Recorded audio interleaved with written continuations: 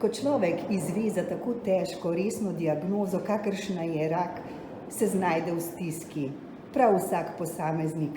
Nekateri v sebi najdejo dovolj moči in se začnejo bojevati z boleznijo, drugi klecnejo, zmanjka jim informacij, zmanjka jim energije. Zato je tako pomembno, da bi prav vsak dobil res celovito pomoč, celovito podporo, seveda tudi psihološko.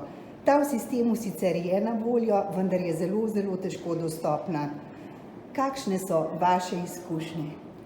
Rak je bolezen, ki je praktično vedno neželjena, nevabljena, pravzaprav niti nepričakovana, in ki vstopa v naše življenje in na njo nismo pripravljeni.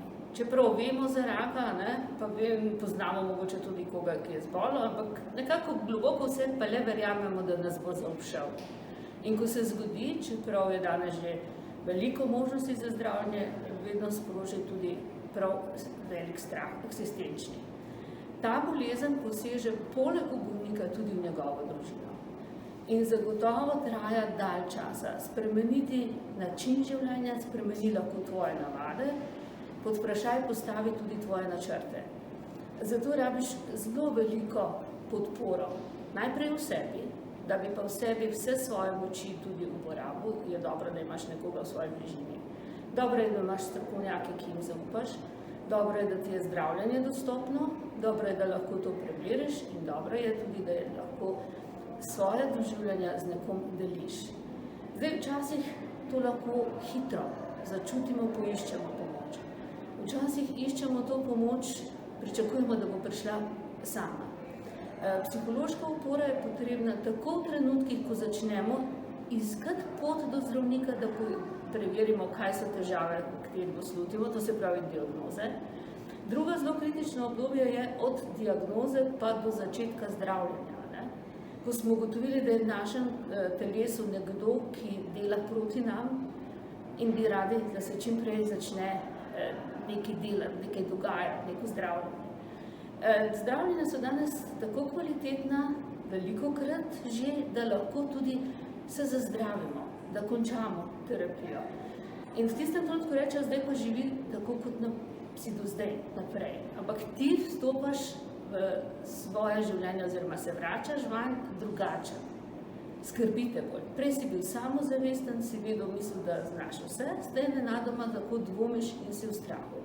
Zato je ta psihološka opora praktično potrebna, da ne rečem že od slutnja do bolezni, vse od diagnoze, pa še dolgo časa po zaključenem zdravljenju mora biti dostopna. Ta je lahko bolj ali manj intenzivna, prav je, da jo imaš na razpolago.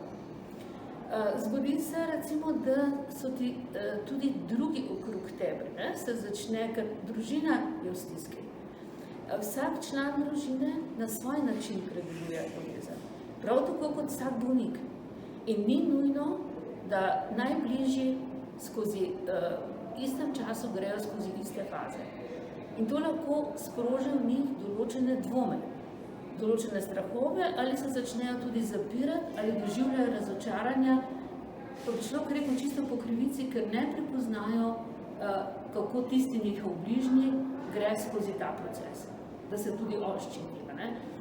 Vi včasih, recimo tudi po zaključenem zdravljenju, ko rečejo, si premagal, in potem vsi pričakujejo, da boš vesel.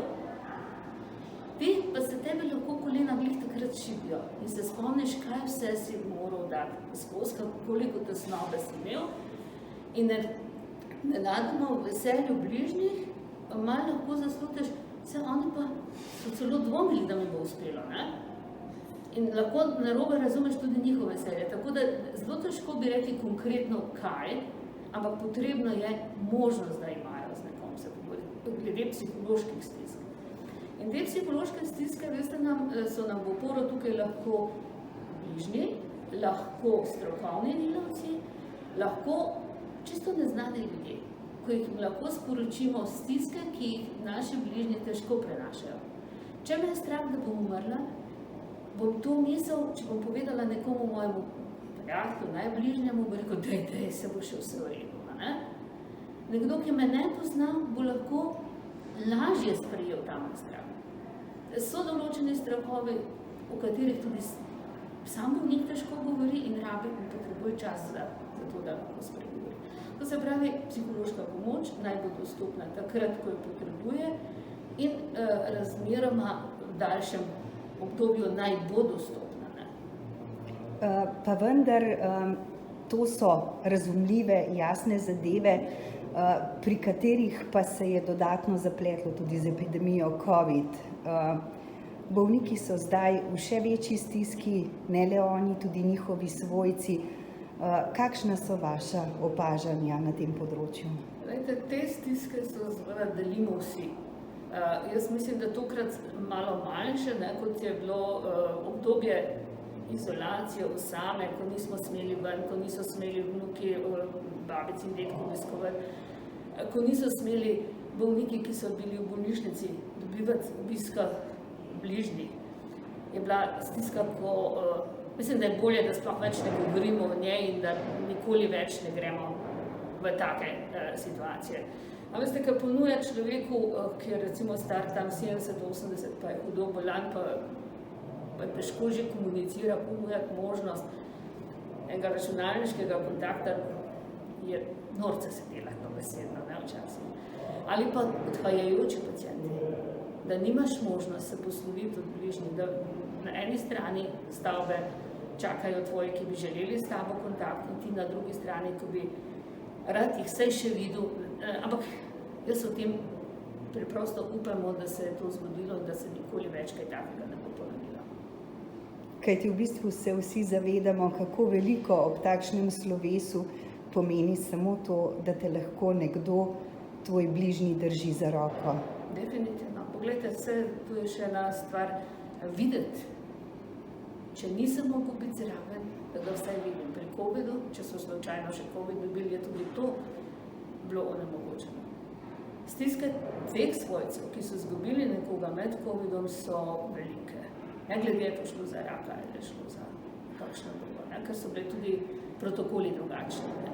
In glede na to, da danes ne govorimo samo o epidemiji, ki še vedno odzvanja oziroma se zdaj pospešeno širi njen 4. val, ampak tudi o sindemiji, bo treba gotovo vzeti v zakup prav takšne stiske, o katerih govorite, in njihove posledice, ki bodo prav tako še dolgo odmevale. To zagotovo, ampak jaz srčno upam in videti je, da smo to stisko vseeno do neke mere dojeli in da delamo vse, da bi te stranske stiske, to stranske škode, če bi v vojaškem izrazu rekli, zmanjšali. Je huda, bolezen sama je huda, strašina že sama po sebi, da bomo čim manj dvoznačnih ali pa zelo hitro menjajočih se informacij dajali, da bomo vedeli pravo mero zaščite in dovolili potrebno mero bližine.